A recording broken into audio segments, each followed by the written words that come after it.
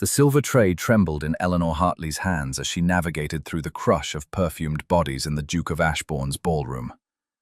At 23, she was far too old to be serving wine at society gatherings, but her family's descent into poverty had left her few options.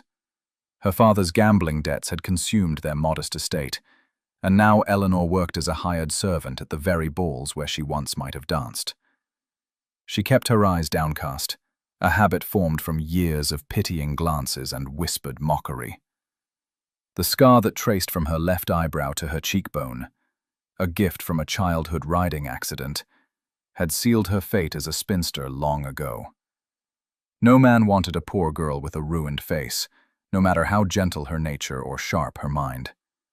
"More wine, girl," a lady in peacock blue snapped, thrusting an empty glass toward Eleanor without even glancing at her face. Eleanor was invisible here, just another pair of hands to serve the beautiful people who danced and laughed and lived. She filled the glass and moved on, weaving between clusters of gossips and flirts.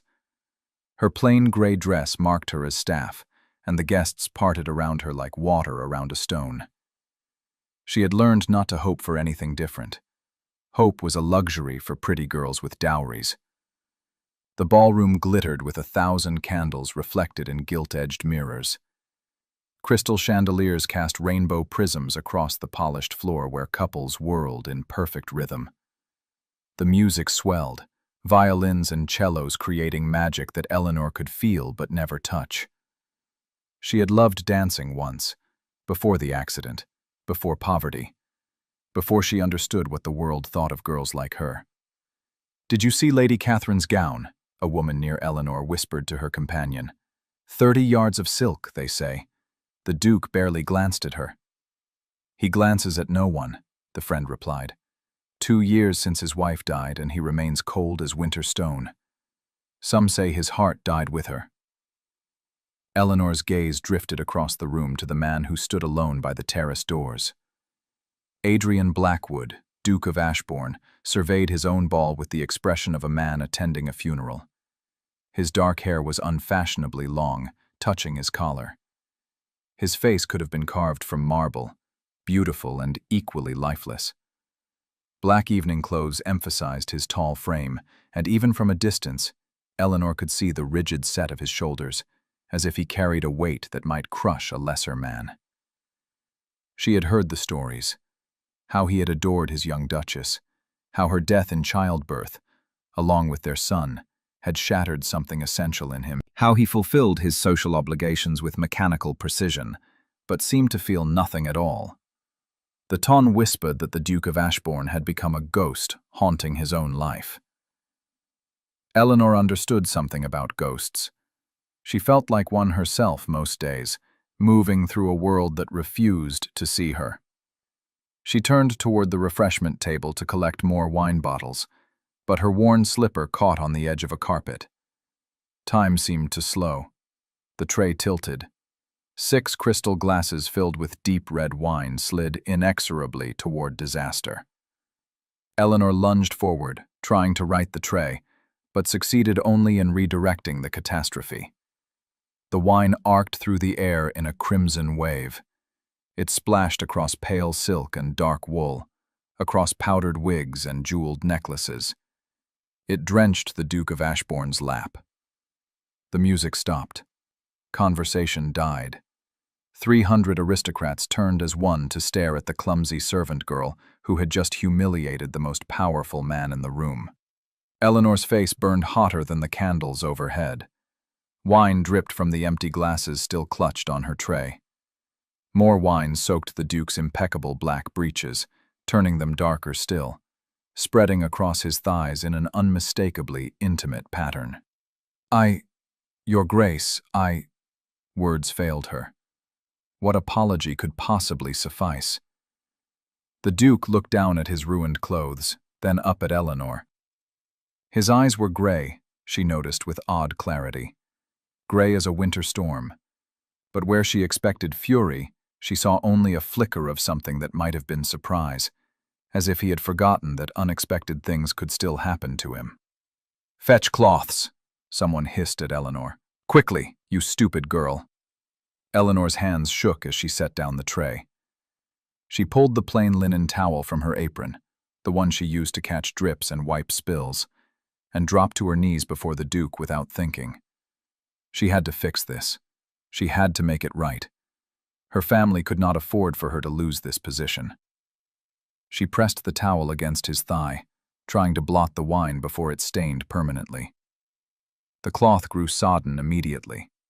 She moved to his other thigh, pressing and dabbing, desperately trying to absorb the spreading wet. "Please, Your Grace, I am so sorry," she whispered, still working frantically with the cloth. Her scar felt like it was burning, marking her as the clumsy, ruined thing she was. "Please, it was an accident. I will pay for new clothes somehow, I promise." "Stop." His voice cut through her panic, low, rough, as if he rarely used it. Eleanor froze, the cloth still pressed against his thigh. She became suddenly, horrifyingly aware of where she was kneeling, of what it looked like, of how her hands rested on his legs, on the hard muscle beneath the wet fabric. She looked up at him, terrified.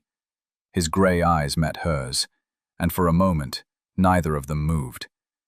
His face remained impassive, but something in his gaze sharpened, focused. He was actually seeing her, she realized. Not as a servant, not as a scarred spinster, but as a person, kneeling before him with fear and desperate hope warring in her expression. "Use your hands," he said quietly. "The cloth is useless now." Eleanor's breath caught. Surely she had misheard. "Your Grace?" Her voice emerged as barely a whisper. "Your hands," he repeated, his tone unchanged, but his eyes never leaving hers. "Use them to clean what you have spilled." The ballroom remained frozen in shocked silence. Eleanor heard her own heartbeat pounding in her ears. This was a test, she realized. A punishment designed to humiliate her before everyone who mattered. He would make her debase herself, and then he would dismiss her without reference, and her family would starve. But she had no choice. Eleanor set aside the sodden towel. Her hands trembled as she placed them against his thigh, feeling the wine-soaked fabric and the firm muscle beneath. The wine was already growing sticky. She wiped upward, then down, trying to clear the moisture with her bare palms. Heat flooded her face. She had never touched a man like this, had never been close enough to smell cologne, sandalwood and something darker, or to feel the subtle tension in another person's body. Her inexperienced hands moved clumsily across his thighs, following the trail of wine, aware of every eye watching her shame. But when she dared glance up again, the Duke was not looking at the crowd. He was watching her hands with an expression she could not read. His jaw had tightened. A muscle ticked in his cheek. His own hands gripped the arms of his chair, as if he needed to anchor himself. "Enough," he said finally, and his voice sounded strained. Eleanor snatched her hands back and scrambled to her feet, swaying slightly. She could feel wine and embarrassment coating her skin. "I am so sorry, Your Grace," she managed again. "Please, You will come to Ashbourne Manor tomorrow," he said, cutting off her apology. His eyes had returned to their usual flat coldness, but she saw his chest rise and fall with deep breaths. 10 o'clock. We will discuss recompense." Recompense. He wanted payment she did not have. Her heart sank. "Your Grace, I have no money." 10 o'clock, he repeated, her hands clenched in her skirts. "To demand payment for your ruined clothes. But as I said, I have no money. I do not want money."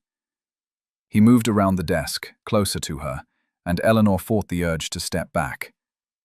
"I want a wife." The words hit her like a physical blow. She must have misheard. "I beg your pardon?" "A wife," he repeated, his tone flat and businesslike, as though discussing a horse purchase. "I need an heir. I require a woman who will fulfill that function without romantic delusions or emotional demands. You need security and status. It is a fair exchange. Eleanor's mind reeled. You want to marry me, but you do not even know me. And I... She touched her scarred face before she could stop herself. His eyes followed the gesture. Your appearance is irrelevant to the arrangement. I am not seeking a love match, Miss Hartley. I am seeking a solution to a practical problem. The words should have hurt, but somehow they made the impossible seem almost reasonable. He was not pretending to desire her. He was offering a transaction. Why me? She asked, needing to understand. For the first time, something like expression crossed his face. He turned toward the window, presenting his profile.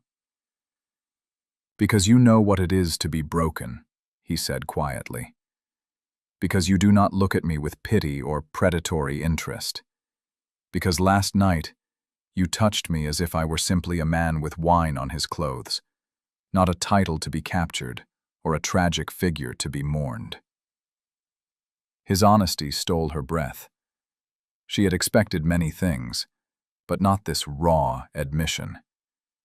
I cannot love you, he continued, still not looking at her. That part of me died 2 years ago. But I will respect you, provide for you, and give you a place in society that you have lost. In return, you will be my duchess and bear my children. No love, no expectations beyond basic courtesy and the marriage bed. The marriage bed. Eleanor's cheeks flamed at the clinical mention of such intimacy. But beneath her embarrassment stirred something she had thought long dead. Hope. To be a duchess. To restore her family's fortunes. To have security and purpose again. What if I cannot give you children? She asked. What if I am barren? Then we will have tried, and you will still be my duchess. He turned back to face her. I am making this offer once, Miss Hartley. Accept or decline, but know that I will not ask again. She should have felt insulted by his coldness. Instead, she felt oddly safe. He promised nothing he could not deliver. There would be no false hope, no pretended affection that would later curdle into resentment when he realized what an ugly, awkward wife he had chosen. I accept, Eleanor heard herself say, but I have a condition. His eyebrows rose slightly, the most surprise he had yet shown. You will not keep a mistress while married to me, she said, forcing her voice to remain steady. I will not be humiliated in that way. If you find you cannot tolerate me, if you must seek comfort elsewhere, then grant me a separation first. But do not shame me publicly. Something that might have been respect flickered across his face. Agreed. Then yes, Your Grace. I will marry you. He nodded once, as if confirming a business arrangement. We will marry by special license in 3 days. That will give you time to inform your family and acquire appropriate clothing. My solicitor will provide funds. 3 days. Eleanor's heart raced. 3 days until she became a duchess. 3 days until she shared a bed with this cold, broken stranger. Thank you, Your Grace, she managed. Adrian, he said. When we are private, you may call me Adrian. Adrian, she repeated, testing his name on her tongue. It felt too intimate, too personal for the man who stood before her like a statue. You may go now, Eleanor. He used her name without asking permission, claiming that small intimacy as his right. Mrs. Hendricks will help you with preparations. She curtsied and turned to leave, but his voice stopped her at the door. Eleanor. She looked back. His gray eyes held hers across the room. I will not make you happy, he said quietly. I cannot promise you anything beyond material comfort and social position. If you harbor any romantic fantasies about this arrangement, abandon them now. She thought of all the years she had been invisible, unwanted, pitied, She thought of the weight of her father's shame and her mother's disappointed sighs. She thought of growing old alone, dependent on others' charity. "I stopped believing in fairy stories long ago, Your Grace," she said. "I will not expect what you cannot give." He nodded, but she thought she saw something like regret shadow his features before his mask slid back into place. 3 days later, Eleanor Hartley became the Duchess of Ashbourne in a brief ceremony attended only by the vicar and 2 witnesses. She wore a pale blue gown purchased with her new husband's money, and when she spoke her vows, her voice did not shake. Adrian's hand was warm when it closed around hers, his wedding ring sliding onto her finger with a finality that made her breath catch. He did not kiss her after the ceremony. He simply signed the register, offered his arm, and escorted her to his carriage. Their carriage now, she supposed, though she could not quite believe it. The ride to Ashbourne Manor passed in silence. Eleanor studied her new husband from beneath her lashes. In profile, his beauty was almost painful.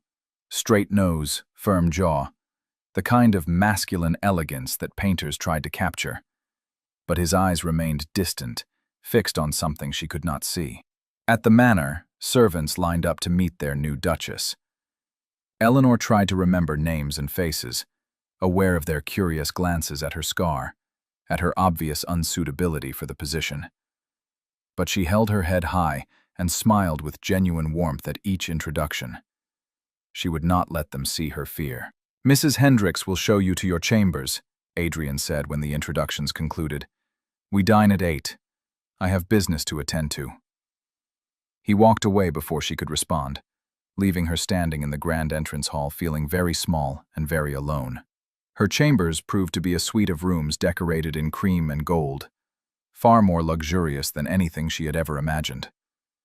A dressing room connected to a bedchamber dominated by an enormous canopied bed. Through another door she glimpsed Adrian's own chambers, darker, simpler, unmistakably masculine. They would share a connecting door. The thought made her stomach flutter with nerves. Mrs. Hendricks, a stern-faced woman of middle years, supervised as maids unpacked Eleanor's pathetically small collection of belongings.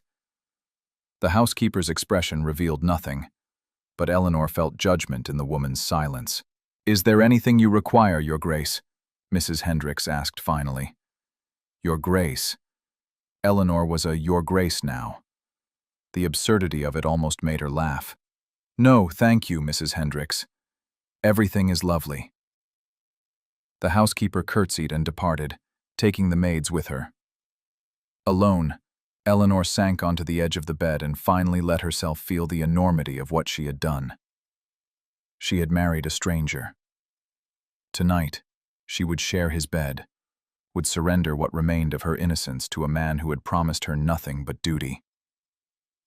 She pressed her hand to her stomach, trying to calm the anxious flutter there. She was not afraid, exactly, just profoundly uncertain of what the night would bring. A knock at the connecting door made her jump. "Yes?" Adrian entered, still dressed in his wedding clothes. His eyes swept over her, impersonal as a physician's examination. "You should rest before dinner," he said. "Travel can be tiring." They had traveled only from the church to the manor, barely 20 minutes. But Eleanor understood he was offering her time to compose herself. "Thank you," she said softly. He nodded and turned to go, but paused in the doorway. "Eleanor." "Yes?" "You need not fear tonight." His voice was low, careful. "I will not hurt you. I will be as gentle as I am able." Heat flooded her face, but gratitude warmed her chest. "I am not afraid," she lied. His expression said he knew it for a lie, but he did not challenge her. "Rest," he repeated, and left her alone. Dinner proved awkward. They sat at opposite ends of a table built to seat 30, with enough distance between them to make conversation nearly impossible. Adrian ate mechanically, answering her attempts at conversation with polite monosyllables. Eleanor gave up after the third course and focused on her meal. The food was exquisite: delicate fish, perfectly roasted beef, vegetables prepared with herbs she could not name. She had not eaten so well in years, but each bite felt heavy, knowing what would follow the meal. Finally, Adrian set down his fork. "Would you like more wine?" "No, thank you." "Then I will escort you upstairs." Her heart began to pound. She rose on unsteady legs and took his offered arm. His warmth seeped through his coat sleeve where her fingers rested. She was aware of the solid strength of him, the careful way he matched his stride to hers. At her chamber door, he paused. "I will give you time to prepare. Half an hour?" Eleanor nodded, not trusting her voice. Inside her room, a maid waited to help her undress and don a nightgown of white silk so fine Eleanor could see the shadow of her body through it. The girl braided Eleanor's hair, then departed with a knowing smile that made Eleanor want to hide. She sat on the edge of the bed, hands folded in her lap, and waited. Her scar felt like it was glowing in the candlelight. Would he be repulsed when he saw more of her? Would his cold courtesy crack into disgust? The connecting door opened.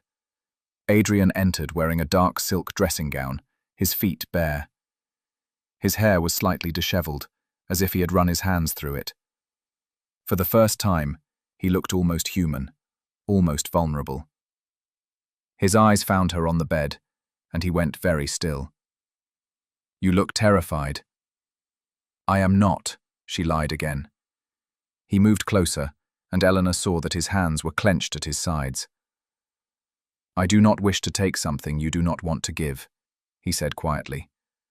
"This marriage requires heirs, but not tonight. Not if you are not ready." His unexpected gentleness made her eyes sting.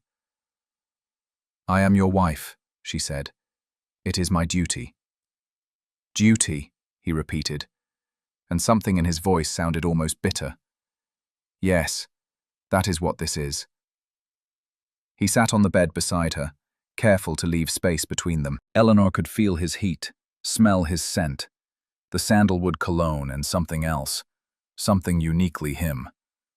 "May I?" He gestured toward her face, toward her scar. Eleanor's breath caught, but she nodded. His fingers brushed her cheek, tracing the raised line of damaged skin from eyebrow to cheekbone. His touch was feather-light, and his eyes followed the path his fingers made. "Does it still pain you?" "No." The word came out breathless. No one had ever touched her scar with such gentleness. Most people pretended not to see it. "You were in an accident." "A riding accident when I was 16. The horse spooked, threw me into a fence post." The memory still made her flinch. The wound festered. The doctor said I was lucky to keep my eye. "Lucky," Adrian murmured. His thumb brushed across her cheekbone, just below the scar. "And afterward you were deemed unmarriageable." "Yes." She met his eyes, refusing to look away despite her shame. No man wanted damaged goods. His jaw tightened. Then they were fools. The words shocked her. "Your Grace." "Adrian," he corrected. "And I mean it. Your scar is part of you, Eleanor. It does not diminish you." She wanted to believe him, but years of rejection had taught her otherwise. "You do not need to pretend." He kissed her. The touch of his lips against hers was soft, almost questioning. Eleanor froze in surprise, her mind going blank. She had imagined her first kiss countless times, but never like this. Never with such gentleness from a man who had promised her nothing but duty. Adrian pulled back slightly, searching her face. "Was that your first?" She nodded, unable to speak. Something flickered in his eyes, not quite warmth, but not entirely cold either. "Then I am honored." He stood and offered his hand. "Come, lie down." Her heart hammered as she let him guide her onto the bed. He extinguished all but one candle, leaving the room in soft shadows. Then he lay beside her, propped on one elbow, looking down at her in the dimness. "I need you to understand something," he said quietly. "What happens between us tonight? It is physical necessity, a means to an end. But I will not be cruel to you, Eleanor. I will never be cruel to you." She understood what he was saying. He could not give her love, but he would give her kindness. It was more than she had expected. "I understand," she whispered. His hand cupped her face, thumb brushing her lower lip. "Tell me if you want me to stop."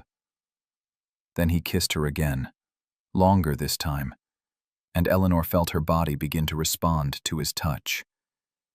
His hand slid down her neck, across her collarbone, lower. She gasped against his mouth when his palm curved around her breast through the thin silk.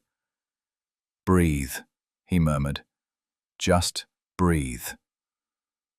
Eleanor tried to obey, but her body felt like it belonged to someone else.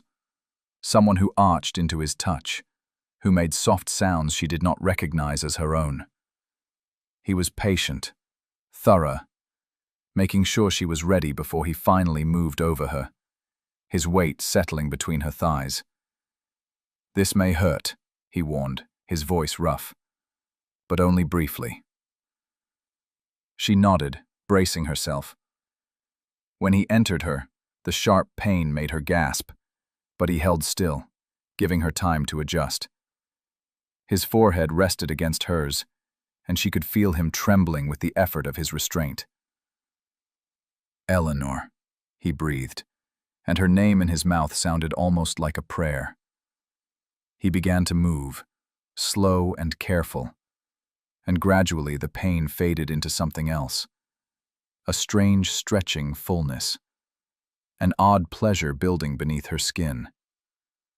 She wrapped her arms around him, feeling the flecks of muscle in his back, the dampness of sweat on his skin.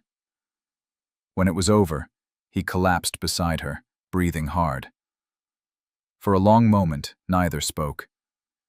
Then Adrian rose and retrieved a cloth to clean them both, his touch impersonal once more. "Sleep now," he said, pulling the covers over her. "Tomorrow we will establish routines."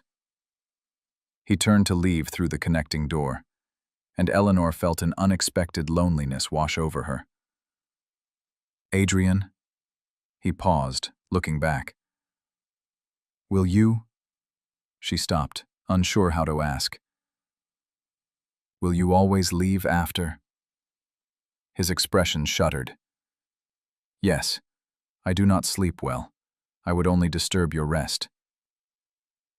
He left before she could respond, the door clicking softly shut behind him. Eleanor lay alone in the darkness, her body still warm from his touch, and tried not to feel like she had been used and discarded. He had been kind, she reminded herself. He had been gentle. He had given her exactly what he promised. Nothing more, nothing less. But some foolish part of her had hoped for more anyway. The weeks that followed established a pattern. During the day, Adrian was polite but distant. He conducted estate business in his study, while Eleanor learned her new duties from Mrs. Hendricks. She met with the cook, approved menus, reviewed household accounts. She walked in the wild rose garden and ordered its restoration. She wrote letters to her parents, assuring them of her comfort and enclosing funds to clear their debts. In the evenings, they dined together in increasingly less awkward silence. Adrian began to ask about her day, and she learned to draw him into conversation about books and estate matters. He had read everything in his vast library, and his mind was sharp when he chose to engage. And 3 or 4 times a week, he came to her bed. Each time was the same, careful, thorough, focused on his singular goal of getting her with child. He made sure she felt pleasure, but the moment he finished, he withdrew emotionally even as he withdrew physically, offering a brief good night before returning to his own chambers. Eleanor told herself she was content.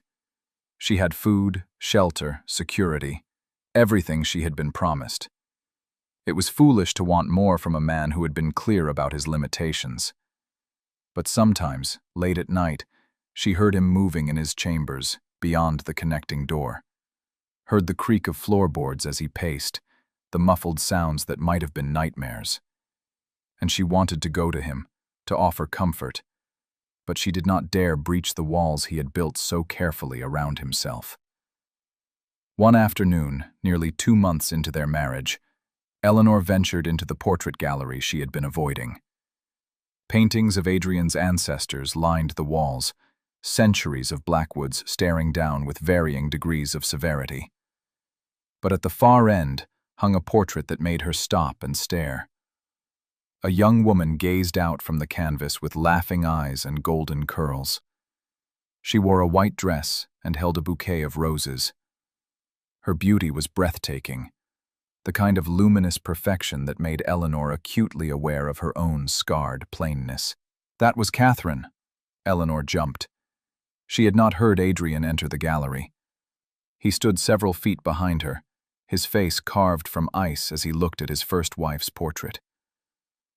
She was beautiful, Eleanor said softly, because it was true, and because she suddenly understood the depth of what she was competing against.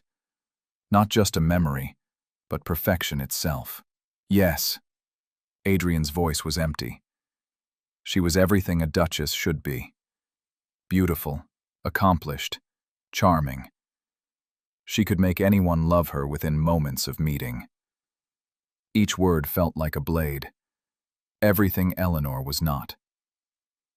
"How did you meet?" Eleanor asked, needing to understand. "Our parents arranged the match. I was 22, she was 18. I expected duty. I found joy instead." His eyes never left the portrait. "She made me believe in happiness, Eleanor. She made me believe I could be better than the cold, rigid man my father raised. And then she died, screaming my name. And I realized happiness was always an illusion." Eleanor's throat tightened. "I am sorry," she whispered. "Are you?" He finally looked at her, and the bleakness in his eyes made her want to weep. "You have her title, her home, her husband. Perhaps you should be grateful instead." The words stung, but Eleanor saw the pain beneath his cruelty. He was lashing out because she had made him feel something, even if that something was only grief. "I did not ask to replace her," Eleanor said quietly. "I cannot be beautiful or charming or perfect. I can only be myself, a scarred, ordinary woman who is trying her best not to disappoint you entirely." Something cracked in his expression. "Eleanor." "Good afternoon, Your Grace." She walked past him, head high despite the tears burning behind her eyes. She would not let him see her cry. She would not give him that power. That night, he did not come to her bed, nor the next night, nor the one after that.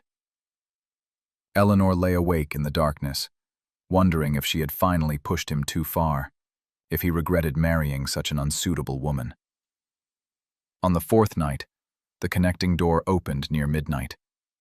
Adrian stood in the doorway, still fully dressed, his hair wild as if he had been running his hands through it for hours. "I cannot stop thinking about you," he said, and his voice was rough with something that sounded like desperation.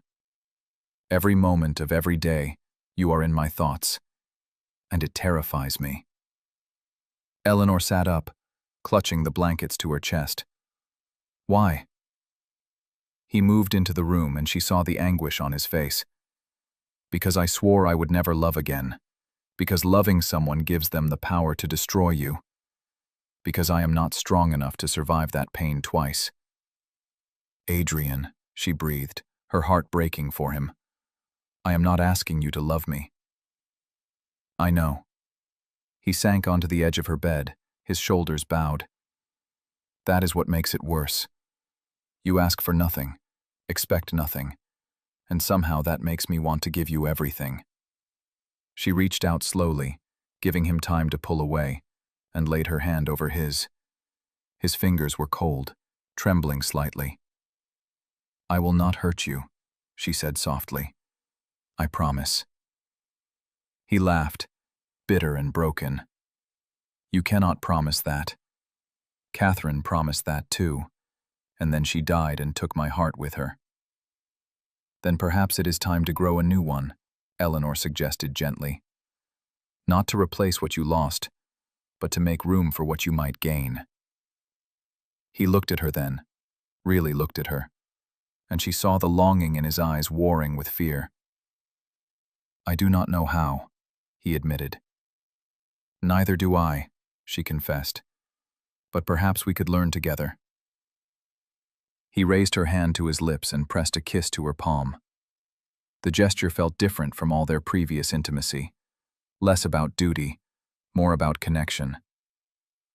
"You deserve better than a broken man," he said against her skin. "And you deserve better than a scarred woman," she countered. "Yet here we are." That won a ghost of a smile from him. He stretched out beside her on the bed, still fully clothed, and pulled her into his arms. Eleanor stiffened in surprise. He had never simply held her before, but gradually relaxed against his chest. "Tell me about her," she said quietly. "Not the perfect duchess, but the real woman, the one you loved." Adrian was silent for so long she thought he would refuse, but finally he began to speak. "She sang off-key and could not dance without stepping on my toes. She cried at sad poetry and laughed at inappropriate moments during serious conversations. She loved strawberries and hated needlework, and could argue politics with the sharpest minds in London." His voice grew softer, thick with memory.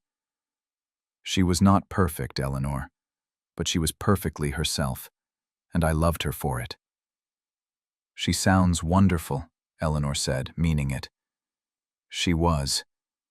His arms tightened around her.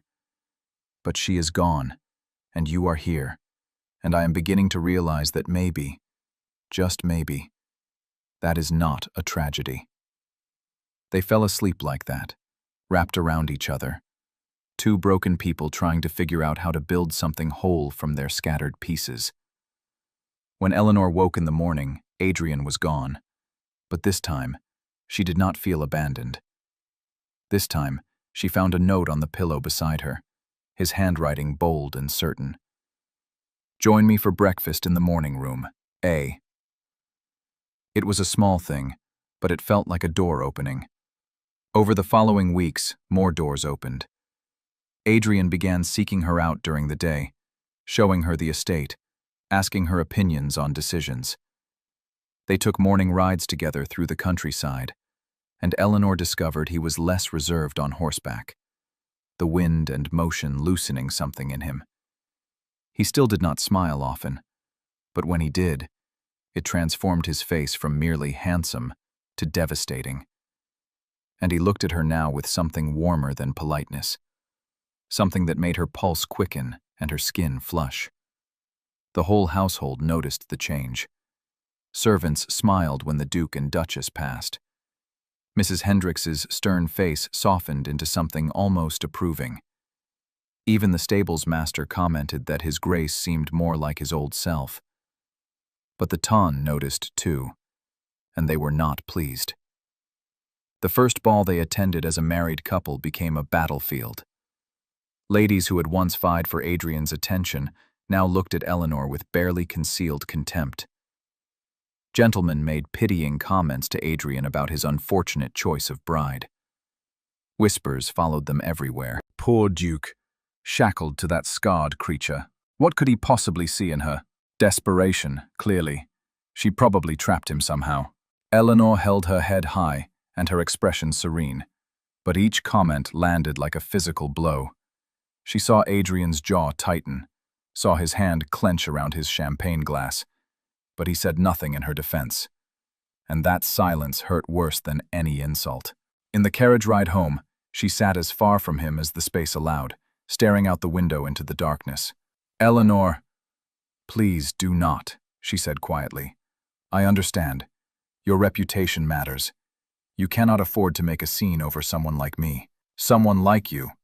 His voice was sharp. What does that mean? She turned to face him, years of pain breaking through her careful control. It means I am the scarred, poor, unsuitable wife you acquired out of convenience. It means I do not belong in your world, and everyone knows it, including you. That is not true. Then why did you not defend me? The words burst out before she could stop them. Why did you stand there and let them mock me, diminish me, treat me as if I were nothing?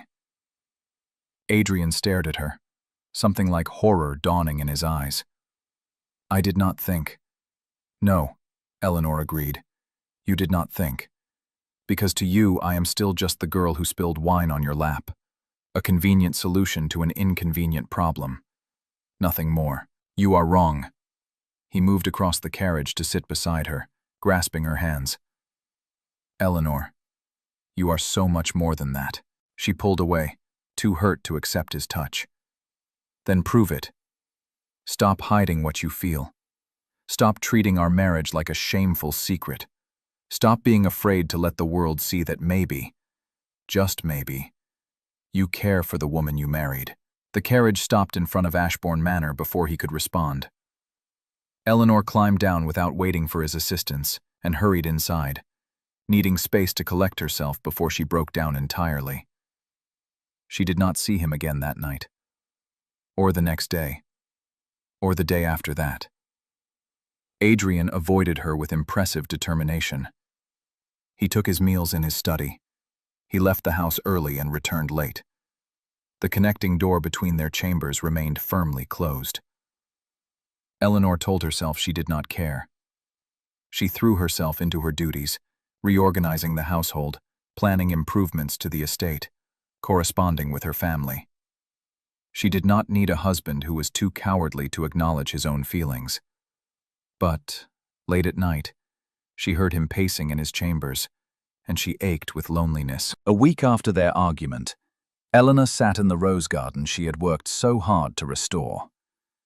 The autumn sun was warm on her face, and the roses bloomed in glorious profusion around her. She had created something beautiful here. She had made a difference. But she felt hollow inside. Your Grace.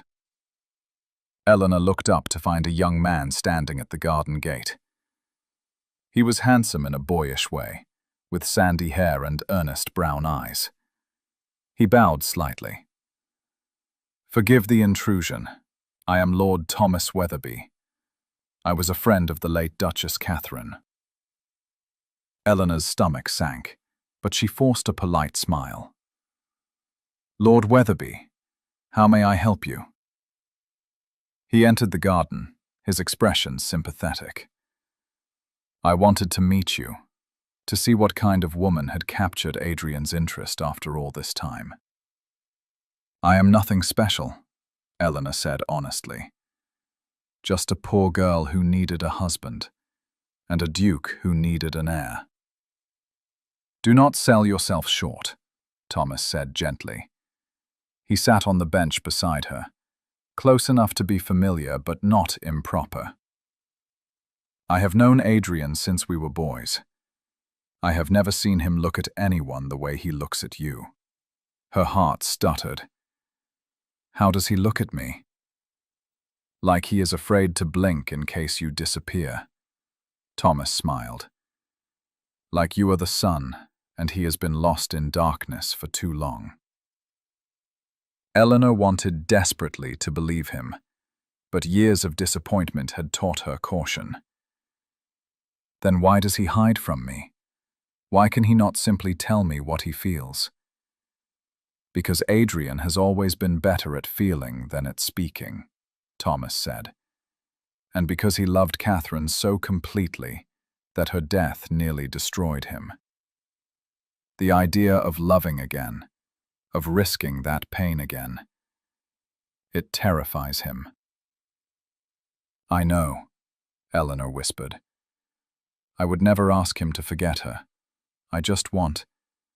She stopped, unable to voice the foolish hope in her heart. You want him to love you too, Thomas finished gently.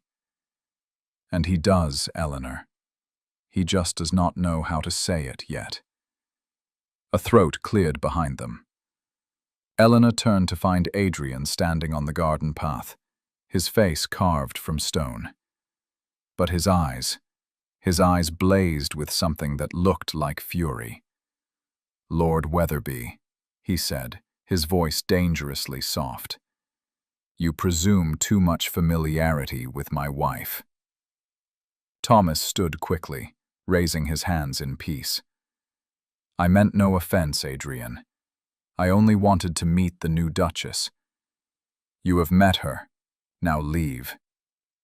The command in his tone made Thomas bow to Eleanor and retreat hastily. Eleanor watched him go, then turned to face her husband. "That was rude," she said. "He was sitting too close to you. He was being kind, something you have forgotten how to do." Adrian's jaw clenched. "Kind. He was practically courting you in my own garden." Understanding dawned. "You were jealous," Eleanor said softly. "Of course I was jealous." The words exploded from him. "He was sitting beside you, making you smile, being everything I cannot seem to be for you anymore. And I realized that you deserve someone like him. Someone young and whole and capable of the pretty words you need to hear." "I do not want pretty words," Eleanor said, standing to face him. "I want truth. I want honesty. I want you to stop running from what you feel." "What I feel?" He laughed bitterly. "I feel like I am losing my mind, Eleanor. I feel like I cannot breathe when you are not near. I feel like the past 2 years of carefully constructed numbness are crumbling, and underneath is something so intense it could consume me." "And that terrifies you," she said, understanding. "Yes." The admission seemed torn from him. "Because if I love you, if I truly love you, and I lose you the way I lost Catherine—" "You will survive," Eleanor said firmly. She closed the distance between them and took his face in her hands, forcing him to meet her eyes. "You will survive because you are stronger than you know. Because love is worth the risk of pain. Because a life without love is not really living at all." "I do not know how to do this," he whispered, and she saw tears glinting in his storm-gray eyes. "I do not know how to love you without being terrified every moment that I will lose you." "Then be terrified," she said. "Love me anyway. Choose me anyway. Fight for us even when you are afraid." "Eleanor." She kissed him, pouring everything she felt into the press of her lips against his. And after a heartbeat of surprise, he kissed her back with a desperate hunger that made her knees weak. His arms came around her, crushing her against him as if he could merge them into one being. When they finally broke apart, both breathing hard, Adrian rested his forehead against hers. "I love you," he said, the words rough and raw and real. "God help me. I love you so much it frightens me to my bones." Joy bloomed in Eleanor's chest, bright and overwhelming. "Then we will be frightened together," she said. "Because I love you too, Adrian Blackwood. Every cold, broken, beautiful part of you." He kissed her again, softer this time, reverent. "Forgive me," he murmured against her lips. "For hiding. For being a coward. For not defending you when you needed me." "Only if you promise to do better," she said. "I promise." He pulled back to look at her, and she saw his expression had transformed. The ice was gone, melted by the warmth of his love. "I will spend the rest of my life proving I am worthy of you." "You already are," she assured him. "You just needed to believe it yourself." They stood in the rose garden, wrapped around each other, two broken people who had found their way to wholeness through love. The autumn sun warmed them, and the roses bloomed around them. And for the first time since Catherine's death, Adrian Blackwood felt something like peace. A month later, Eleanor stood in the ballroom where she had once spilled wine on a duke's lap and changed her life forever. But now she entered, as the Duchess of Ashbourne, her hand resting on her husband's arm, her chin high, despite the whispers that still followed her. This time was different, though. This time, when Lady Hartwick made a snide comment about Eleanor's scar, Adrian heard it. "Lady Hartwick," he said, his voice carrying across the suddenly silent room, "I must disagree with your assessment. My wife's scar is not a blemish. It is a mark of her courage, her strength, her refusal to be defeated by misfortune. Qualities I find far more attractive than the vapid, unmarred faces of women who have never known real struggle." The room gasped. Eleanor's eyes filled with tears, but she held them back through sheer will. "Furthermore," Adrian continued, pulling Eleanor closer, "any person who dares to insult the Duchess of Ashbourne insults me, and I do not tolerate insults to my wife." He looked down at Eleanor then, and the love in his eyes was unmistakable. In front of all the ton, all the gossiping, judgmental aristocrats who had made her feel worthless, the Duke of Ashbourne bent and kissed his scarred, ordinary, perfect wife. The ballroom erupted in shocked whispers, but Eleanor heard none of it. She heard only Adrian's whispered words against her lips. "I choose you, always you, forever you." Lady Hartwick turned bright red and hurried from the room. Others followed, scandalized, but others stayed. And slowly, tentatively, a few came forward to congratulate the Duke and Duchess on their obvious happiness. It was not complete acceptance. The ton would gossip for months, but it was a beginning. That night, in their shared chambers, for Adrian had moved his belongings into her room, unable to bear even the thin wall between them, Eleanor lay in her husband's arms, and finally felt at peace. "Are you happy?" Adrian asked, his fingers tracing idle patterns on her shoulder. "Yes," she said simply. "Are you?" He was quiet for a moment, considering. Then he said, "I never thought I would be happy again. But you proved me wrong. You prove me wrong every day." "Good," Eleanor said, snuggling closer. "I intend to spend the rest of our lives proving you wrong." He laughed, a real laugh, full of joy, and kissed the top of her head. "I love you, Eleanor Blackwood. And I love you, Adrian Blackwood." Outside, rain began to fall, but inside Ashbourne Manor, two hearts beat in perfect rhythm, no longer broken but beautifully whole. The virgin maid who had spilled wine on a duke's lap had found her fairy tale ending, not despite her scars, but because of the strength they represented. And the cold, grieving duke had found his way back to the warmth of the living, guided by a woman who refused to let him hide in darkness. They had both been wrong, Eleanor reflected as she drifted toward sleep in her husband's arms. Love was not a luxury for the beautiful and perfect. Love was for the broken and scarred, for those brave enough to risk their hearts one more time. Love was for them, and it was more than enough.